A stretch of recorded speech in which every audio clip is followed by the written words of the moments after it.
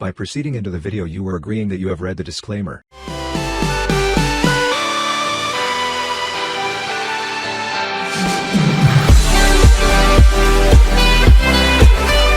तो hello and welcome students to Manu का ज्ञान। आज हम लोग पढ़ने वाले हैं क्लास 8 हिंदी का चैप्टर नंबर 13 जहां पैया है। तो ये पूरी कहानी शुरू होती है तमिलनाडु के एक बहुत गरीब ज़िले से। यूँ तो हिंदुस्तान में बहुत सारे गरीब ज़िले हैं, लेकिन इस कहानी के अंदर हम पढ़ेंगे तमिलनाडु के एक गरीब ज़िले से जहाँ पर ज़्यादा पैसा वैसा नहीं है लोगों के पास। उस ज़िले का नाम है पुडुकोट्टई। तो इस ज़िले के अंदर के जो लोग हैं उनकी काफ़ी पुरानी सोच है, मतलब पुरानी सोच रखते हैं, सारी चीज़ें पुराने ज़माने के हिसाब से चल रही हैं, उनको ऐसा लगता है। यहाँ पर जो औरतें हैं उन्होंने प्रोटेस्ट दिखाने के लिए, उन्हें ये बताने के लिए जितने भी लोग थे उस ज़िले के कि अब सोच बदलो अपनी, औरतें भी काम करने लग गई हैं, औरतें भी बहुत सारी चीज़ें करती हैं। तो उन्हें क्या करना पड़ा, प्रोटेस्ट दिखाना पड़ा। और प्रोटेस्ट दिखाने के लिए उन्होंने किस चीज़ का इस्तेमाल करा, उन्होंने साइकिल का इस्तेमाल करा। अब साइकिल और प्रोटेस्ट ये दो वर्ड जुड़ते नहीं हैं अच्छे से, लेकिन आप में से बहुत सारे बच्चों को ये भी डाउट होगा कि आखिर प्रोटेस्ट का मतलब क्या होता है। जैसे किसी भी गरीब को आप समझ लो, उसके अगेंस्ट कुछ भी गलत हो रहा है तो बहुत सारे गरीब लोग एक साथ खड़े होके जो भी आदमी गलत कर रहा है उनके साथ, मान लो कोई अमीर आदमी है जो उनके साथ गलत कर रहा है, उसके खिलाफ खड़े हो जाएं, तो उस चीज़ को हम लोग बोलते हैं प्रोटेस्ट करना। तो यहाँ पर जितनी भी औरतें थी वो सब लोगों के खिलाफ हो गई थी और वहाँ पर उन्हें प्रोटेस्ट करके दिखा रही थी कि अब अपनी सोच बदलो, औरतें भी बहुत सारी चीज़ें करती हैं। और वो साइकिल चला चला कर ये प्रोटेस्ट करके दिखा रही थी।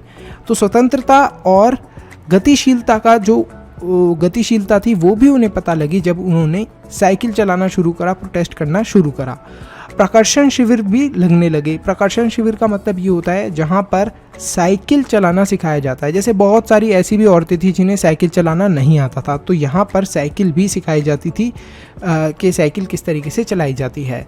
पुडुकोट्टई के रूढ़िवादी क्षेत्र में जमीला जैसी मुस्लिम नारियों का साइकिल चलाना व्यंग बन गया था और लोग इस चीज़ को लेकर काफ़ी ज़्यादा मजाक उड़ाते थे। तो व्यंग का मतलब ये होता है कि मजाक उड़ाते थे इंटेंशनली, एक तरीके से सरकास्टिक वे में किसी भी बंदे का मजाक उड़ाना। अरे वो देखो साइकिल चला रही है और कुछ काम ही नहीं है।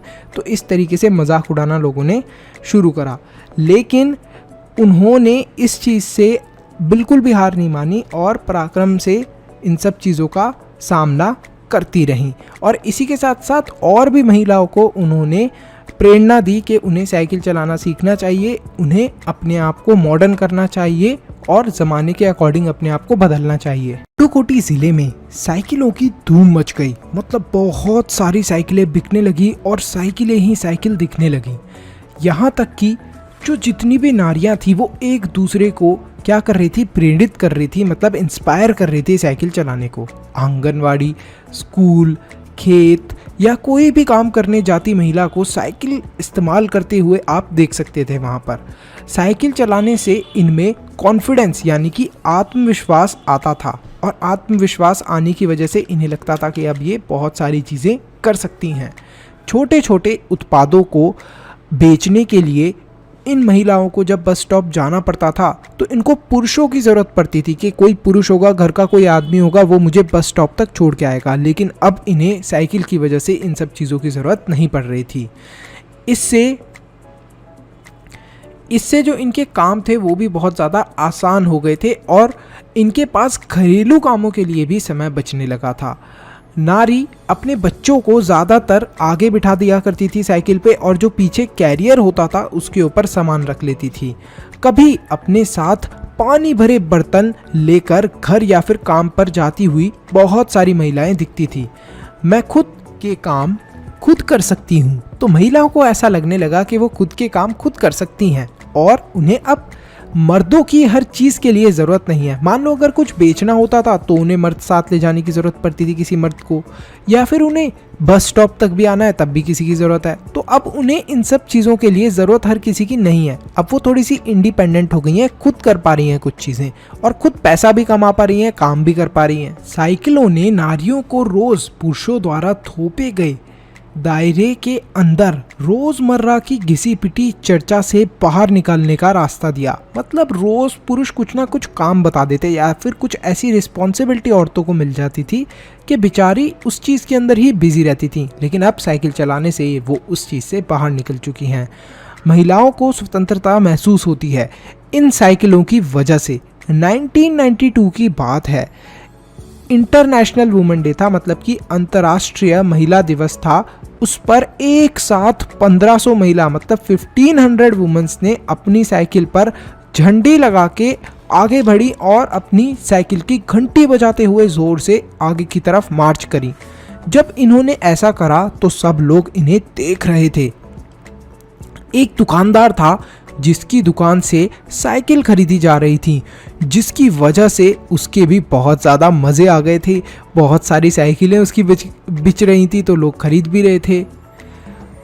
कुंदनी अन्नामलई की तेज़ धूप में 22 वर्षीय मनोरमी जो थी वो महिलाओं को साइकिल चलाना सिखाती थी, जिसकी वजह से उसको आर्थिक लाभ भी मिलता था। यहाँ तक कि बहुत सारी ऐसी महिलाएं थी जिन्हें आर्थिक लाभ मिल रहा था साइकिल सिखाने की वजह से। क्या करते थे, जैसे हम लोग ट्यूशन जाते हैं पढ़ने के लिए तो हम ट्यूशन टीचर को कुछ फीस देते हैं, इसी तरीके से जो साइकिल चलाना सिखाती थी ये महिलाएं वो कुछ फीस लिया करती थी। जब औरतों वाली साइकिल ख़त्म हो गई दुकानों के ऊपर तो क्या हुआ कि औरतों ने आदमियों की साइकिल ली और उन्हें भी चलाना शुरू कर दिया। तो आप देख रहे हो कि औरतें कितना हार्ड वर्क कर रही हैं और अब उन्होंने डिसाइड कर लिया है कि वो किसी से भी दबने वाली नहीं है। तो पुट्टुकोट्टी की एक महिला की बात होती है इस चैप्टर के लेखक से, जिनका नाम है पी साईनाथ। तो वो ये बोलती हैं कि लोगों के लिए ये सामान्य बात होगी कि यार साइकिल ही तो चला रही है, कौन सा बड़ा काम कर रही है, लेकिन इन महिलाओं के लिए ये बहुत कठिन था। जो ग्रामीण महिलाएं होती हैं, मतलब जो गांव वगैरह के अंदर रहती हैं, उनके लिए ये चीज़ काफ़ी डिफ़िकल्ट थी। किस तरीके से उन्होंने कोशिश करी साइकिल चलाने की, और उनके लिए ये उपलब्धि ऐसी ही है जैसे कि कोई हवाई जहाज़ चला रहा हो, मतलब कोई प्लेन चला रहा हो, पायलट। उनको ऐसा लगता है कि वो पायलट बन गई। जितना ज़्यादा हार्ड वर्क शहर के लोगों को एक पायलट बनने के लिए करना पड़ता है, उतना इन बेचारियों को एक साइकिल चलाने के लिए हार्ड वर्क करना पड़ा है। लोग इस पर हंस भी सकते हैं, कुछ लोग हंसेंगे, लेकिन केवल ये एक औरत ही समझ सकती है कि उनके लिए कितना ये सब चीज़ें महत्वपूर्ण थी। जो पुरुष इसका विरोध करते हैं वो जाए और टहले, क्योंकि सब साइकिल चलाने की बात आती है, जब साइकिल चलाने की बात आती है तब सब पुरुष महिलाओं की बराबरी नहीं कर सकते। तो वो ऐसा बोल रही हैं कि वो बहुत अच्छी साइकिल चलाती हैं जितनी भी औरतें हैं। तो यहीं पर बच्चों ये चैप्टर खत्म होता है। आई होप आपको काफ़ी इंटरेस्टिंग लगा होगा। तो अगर आपने इस वीडियो को यहाँ तक देख लिया है तो फटाफट लाइक करो, चैनल को सब्सक्राइब करो और कमेंट करो अपना बेस्ट पार्ट। इसी के साथ साथ वीडियो को शेयर करना मत भूलना। एक इम्पॉर्टेंट अनाउंसमेंट, अगर आप लोग चाहते हो कि हम लोग फ्यूचर में इसी तरीके से और भी वीडियोस बनाते रहें तो आप हमारे चैनल के मेंबर बन के हमें सपोर्ट कर सकते हो। अब मेंबर कैसे बनना है, सब्सक्राइब के साथ में जो ज्वाइन बटन है उस पर क्लिक करें और हमारे चैनल के मेंबर बन जाए। तो आप हमें सपोर्ट कर रहे हैं डायरेक्टली कि हम आगे फ्यूचर में ऐसे ही वीडियोस लाते रहें। तो thank you so much for watching this video. Stay happy, stay healthy, मनुष्य ज्ञान लेते रहो। Bye bye till then, see you in the next video.